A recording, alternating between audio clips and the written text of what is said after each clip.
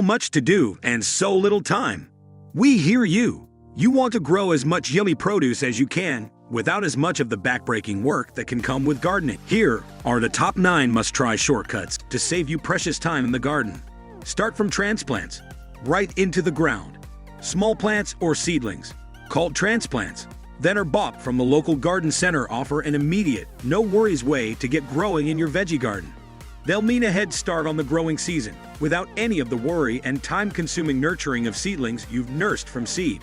And plant straight away at their final spacing. No anxious waiting or thinning of seedlings required. They're big and sturdy, so are better able to withstand pests like slugs. And it means less time till harvest. Yes, they are more expensive than seeds, but often, given the number of plants you really need, young plants like these will end up costing not much more than a packet of seeds. Grow easy crops. Some crops are a lot easier to grow than others. You plant them, you perhaps water and weed them, and that's it. No tying in, next to no pests, and nothing more needed from you other than harvesting. Vegetables that fit these criteria are, for example, winter squash and pumpkins. You just harvest them all at once towards the end of summer. Climbing beans which just need picking. Leafy staples like chard, potatoes and garlic, and many more besides. All super easy. Plant perennials. Want to do away with the continuous cycle of sowing and planting altogether, but still want something tasty to eat? Then grow perennial vegetables, herbs, and fruits. Plant once, harvest for years to come. Perennial kale will grow as tall as you, giving plenty of nutritious leaves as and when required, week in, week out, no problem at all. Unlike many annual crops, perennials tend to shake off the occasional pest attack, proving themselves a no-fuss alternative. Other perennial veg include perennial leeks, and favorites like asparagus, artichoke, and rhubarb. Herbs like thyme, rosemary, and oregano will keep on offering up their tasty leaves, and then there's the legion of fruit trees and bushes. Speed up planting. Planting's easy and quick. If you do your prep, start by thoroughly soaking the root ball before you plant. That way plants establish better and won't need watering quite as soon. The easiest way to do that, just pop them into a tub of water and leaving them in there till they're heavy with moisture. Lift them out. Let them drain off. Then they're good to plant. This pre-soak method is particularly effective in hot, dry summers. To plant, start by removing everything from its plug or pot. Then lay the plants out where you want them to go. Then go through and plant. This way you're doing one task at a time before moving on to the next. It's a more efficient way to do things. You want soil that is light and fluffy so planting's easy. Just use your hands to burrow down into it. In heavier soils, you could use a dibber or trowel to make your holes as you plant, or use a bulb planter. Just push it into the ground, lift out the soil, and go in with your plant. And if you want more time to be saved and do more work, then check out our garden tools set with bucket organizer, which is specially made for gardeners to save their time. Low-fuss lawns. And on the subject of lawns, there are lots of other tricks you can employ for a low-fuss lawn. Leave some areas of lawn to grow longer. Instead of mowing every week, drop the frequency to, say, once every 2 or 3 weeks, or even once a month. You can always make it look neater by mowing short crop edges and paths to frame these longer areas of grass. Let the grass clippings fall where they're cut. By returning what's cut to the ground, there's no lawn feeding ever needed. If you want things neater, you could use a mulching lawnmower, which chops the grass up into tiny fragments that rot down far quicker, without a trace. Remove fiddly edges to make easier to pass over with the lawnmower. Mow right up and into the shrubs, so there's no trimming with a half moon or other edging tool.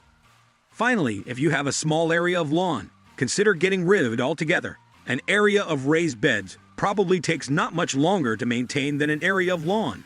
It looks great, and you can eat it. You can do away with tiny lawns in other ways, of course. Perhaps an area of gravel with self-seeders popping up here and there, or an area of pavers surrounded by wide, luxuriant ornamental borders. Use quality potting mix. Give yourself a time-saving head start by simply using decent potting mix that will keep plants healthy for longer. To this, you can add a few amendments that will both boost growth and reduce time you spend feeding your plants later.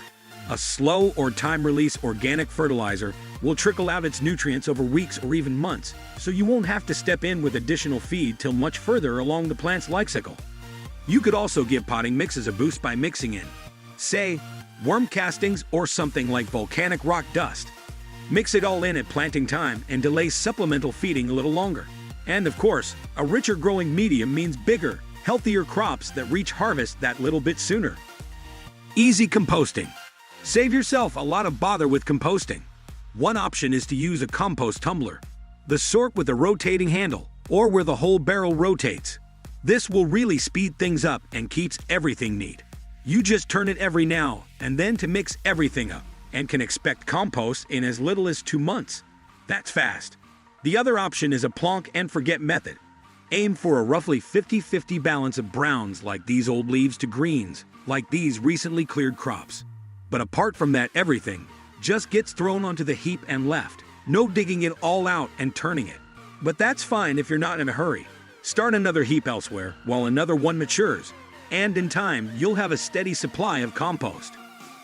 Ditch grass paths. Grass paths are time-consuming because they are difficult to mow. Instead, opt for straw or wood chip paths.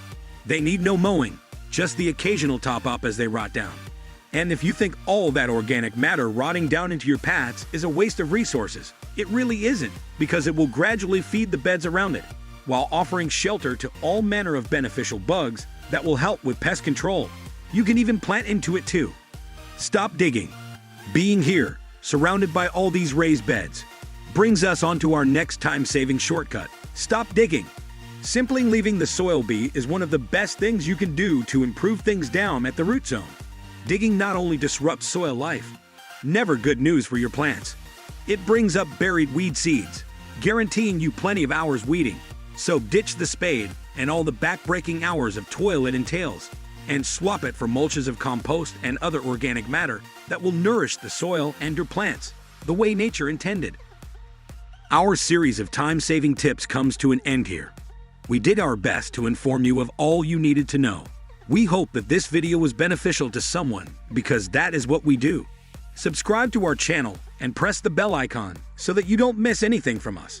That's for your own benefit, my fellow gardeners. Got a time-saving tip you know what to do? Drop a comment below and let us all know about it.